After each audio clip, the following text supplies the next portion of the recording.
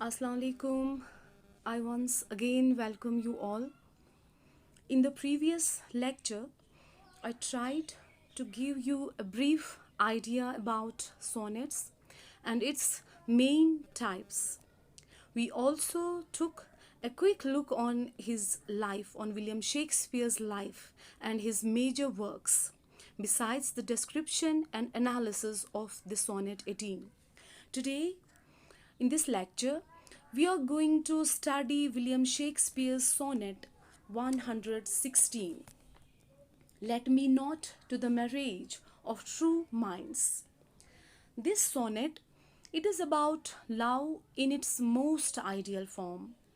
The poet praises the glories of lovers who have come to each other freely and enter into a relationship based on trust and understanding.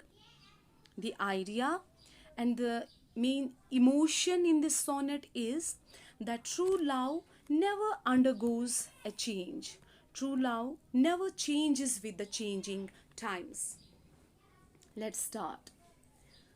Let me not to the marriage of true minds admit impediments. Love is not love, which alters when it alteration finds, or bends with the remover to remove.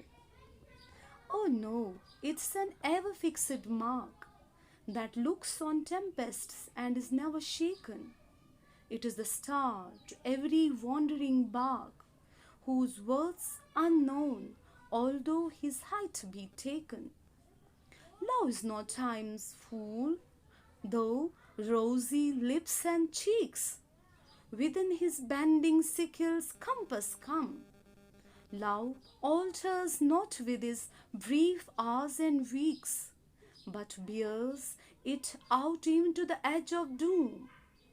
If this be error, and upon me proved, I never writ, nor no man ever loved. The poet William Shakespeare begins by stating he should not stand in the way of the marriages of true minds. The poet says that love is the marriage of true minds. It is the emotional attachment. It is the marriage. It is the union of true hearts. It is the union of true minds. And it is perfect and unchanging.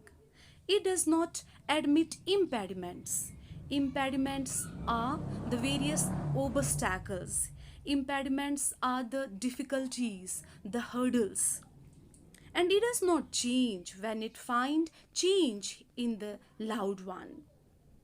Let me not to the marriage of true minds admit impediments.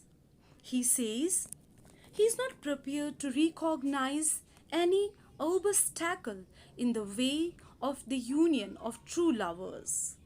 Let me not to the marriage of true minds admit impediments. He don't want to accept that anything can come between two people who truly love each other. Love is not love which alters when it alteration finds. Love is not love if it undergoes a change because of the change in attitude of the beloved. William Shakespeare goes on to define love by what it does not do, claiming that it stays constant even though people and circumstances may change. Let me not to the marriage of true minds admit impediments. Love is not love which alters when it alteration finds. Love is not true if it undergoes a change because of a change in the attitude, in the behavior of the beloved. The beloved may shift her affection from one person to another and proves her unfaithfulness, but the lover's attitude towards his beloved will remain same. It is not going to change. Love is not love which alters when it alteration finds. Love is not true if it changes, if things get tough, or if it lets itself be diminished. Let me know to the marriage of true minds, admit impediments. Love is not love, which alters when it alteration finds, or bends with the remover to remove. William Shakespeare says in the very first couplet that true love always perseveres despite any obstacles that may arise, without losing any of its passion and commitment. Oh no, it is an ever fixed mark that looks on tempests and is never shaken. Oh, such is certainly not the case. True love is like a fixed mark, which stands firm against the assaults of tempests, the storms and gales on the sea, and is never shaken from its place. Oh no, it is an ever fixed mark that looks on tempests and is never shaken. Here, the love has been metaphorically used here.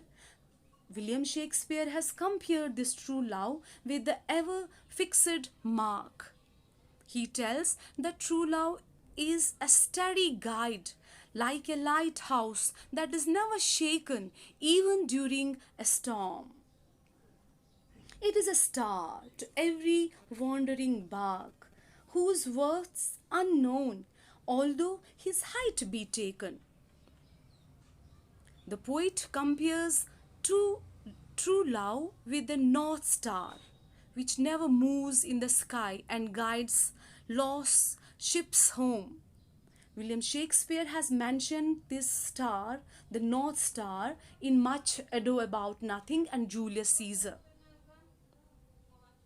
The poet says, by using a literary technique metaphor here, true love is the star that guides ships as they wander at sea. Its value is too great to be measured, but it is still used by sailors to help them navigate. It is the star to every wandering bark. It is a star, it is a Polaris, it is a North Star to every ship which has lost its way on the sea, whose worth unknown. The worth of this true love, the importance of this love, the value of this love is unknown. It can never be measured. Although his height be taken, although its height can be judged with a fair degree of accuracy. Time is not time, love is not time's fool, though rosy lips and cheeks within his bending sickle compass come. Love is not time's fool. William Shakespeare here says that time can never befool love. Here he moves to a new image. Love is not at the beck and call of time.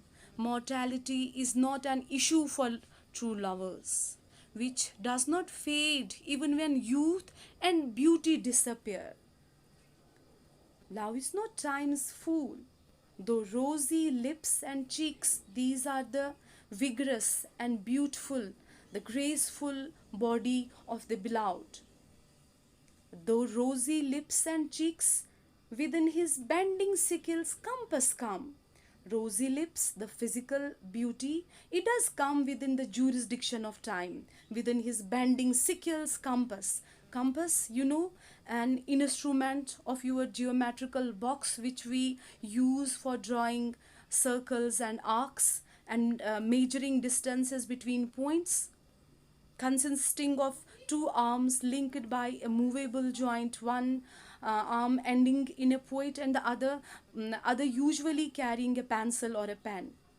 You know, when we move a compass in order to draw a circle, and here writer has used the literary technique that is called conceit here. He says that this physical appearance can come in the jurisdiction of time, in the circle of this compass. But Love is not fooled by time, though pink lips and cheeks are diminished in time. Here, William Shakespeare adds that true love does not falter even as beauty fades. He represented in the poem by the image of youthful, rosy cheeks losing their vitality, because love is not primarily concerned with the body. It is not affected by aging. It is not affected by separation. It is not affected by any circumstances, but bears it. Love alters not with his brief hours and weeks, but bears it out even to the edge of doom. The speaker generalizes his argument even further by claiming that love does not change under any circumstances. It goes on to the edge of doom. Love alters not with his brief hours and weeks, but bears it out even to the edge of doom. William Shakespeare has used this doomsday in Henry IV. In Henry IV, he says, "Doomsday is near. Die all, die merrily." Doomsday, the day of resurrection, the day on which the whole world, the universe is going to come to an end. Here, writer says, love alters not with his brief hours and weeks, but bears it out even to the edge of doom. Love does not change as the days go by. Rather, it remains strong until the lover's dying day. It means that love, true love, does not change as hours and weeks go by, but continues on unchanged until death itself. Love alters not with his brief hours and weeks, but bears it out even to the edge of doom. Love does not undergo a change with the passing of hours and the weeks into which time has been divided and which pass at a swift pace. No. Love withstands the force of time till the very last moment of the existence of this universe, until the very moment of the arrival of the doomsday. In other words, only when a lover dies does love finally change or end. Now the last couplet. If this be error and upon me proved, I never writ, nor no man ever looked. Here, the poet stakes his own reputation on this definition, boldly claiming that if anyone can prove him wrong, he will eat his words. That is to say, if this idea of love turns out to be wrong, then he will take back everything he wrote and it will be as though it never existed at all. Furthermore, if this specific portrayal of love is somehow proved to be wrong, one, then nobody, as far as the poet is concerned, has ever loved at all. If this be error, and upon me proved, I never writ, nor no man ever looked. The speaker is so confident in his argument that he is willing to issue a bet.